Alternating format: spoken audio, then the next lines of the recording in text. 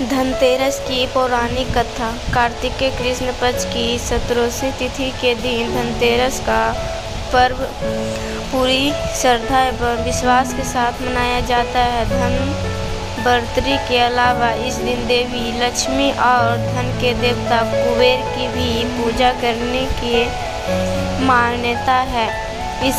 इस दिन को मानने के पीछे धनवंतरि के जन्म लेने की कथा के अलावा इसके बारे में एक दूसरे कहानी भी प्रचलित है। कहा जाता है कि एक समय भगवान विष्णु मृत्यु लोक में विचरण करने के लिए आ रहे थे। तब लक्ष्मी जी ने भी उनके साथ चलने का आग्रह किया। तब विष्णु जी ने कहा कि यदि मैं जो बात कहूँ तुम अगर वैसे ही मानो तो फिर चलो। तब लक्ष्मी जी उनकी बात मान गई और भगवान विष्णु के साथ भूमंडल पर आ गई। कुछ देर बाद एक जगह पर पहुंचकर भगवान विष्णु ने लक्ष्मी जी से कहा कि जब तक मैं ना आऊं तुम यहाँ ठहरो।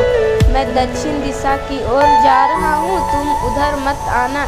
विष्णु जी के आने पर लक्ष्मी के मन में कुतूहल जगा कि आखिर दक्षिण दिशा में ऐसा क्या रहस्य जो मुझे माना किया गया है, और भगवान स्वयं चले गए। लक्ष्मी जी से रहा न गया और जैसे ही भगवान आगे बढ़े लक्ष्मी भी पीछे पीछे चल पड़ी। कुछ ही आगे जाने पर उन्हें सरसों का खेत दिखाई दिया जिसमें खूब फूल लगे थे। सरसों की शोभा देखकर वह मंत्रमुग्ध हो गए और फूल तोड़कर अपने श्रृंगार करने के बाद आगे बढ़ी। आगे जाने पर एक गले में खेत में लक्ष्मी जी तंत्र तोड़कर रस चूसने लगी। उसी क्षण विष्णु जी आए और यह देखकर लक्ष्मी जी पर नाराज होकर उन्हें श्राप दे दी कि मैं तुम्हें इधर आने को मना किया था पर तुम न माने और किसान की चोरी का अपराध कर बैठी। अब तुम इस अपराध के जुर्म में इस किसान की 12 वर्ष तक सेवा करो।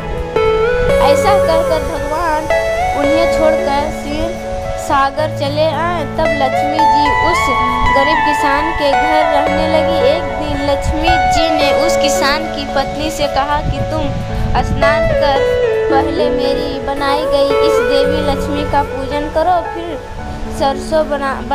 रसोई बनाना, तब तुम जो मांगोगी मिलेगा। किसान की पत्नी ने ऐसा ही किया। पूजा के प्रभाव और लक्ष्मी की कृपा से किसान का घर दूसरे ही दिन अन्न धन रत्न स्वर्ण आदि से भर गया। लक्ष्मी ने किसान को धन धान्य से पूर्ण कर दिया। किसान के 12 वर्ष बड़े आनंद से कट गए। फिर 12 वर्ष के बाद लक्ष्मी जी जाने के लिए तैयारी हुई। विष्णु जी लक्ष्मी जी को लेने आए तो किसान ने उन्हें भेजने से इनकार कर दिया। तब भगवान ने किसान से कहा कि इन्हें कौन जाने देता है, यह तो चंचला है, कहीं नहीं ठहरती, इनको बड़े नहीं रोक सके।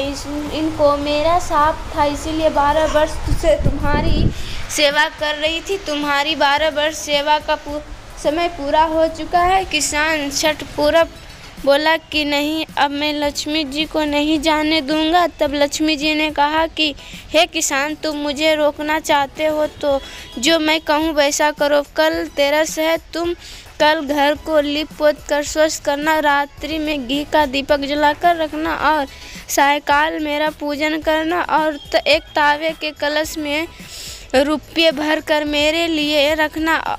मैं उस कलश में निवास करूंगी किंतु पूजन के समय तुम्हें दिखाई नहीं दूंगी। इस एक दिन की पूजा से वर्ष भर मैं तुम्हारे घर से नहीं जाऊंगी। यह कहकर वह दीपकों के प्रकाश के साथ 10 दिशाओं में फैल गई। अगले दिन किसान ने लक्ष्मी जी के कथा अनुसार पूजन किया। उसका घर धन धान्य से पूर्ण हो गया। इसी वजह से हर वर्ष तेरस के दिन लक्ष्मी जी की पूजा होने लगी। बोलो लक्ष्मी माता की जय।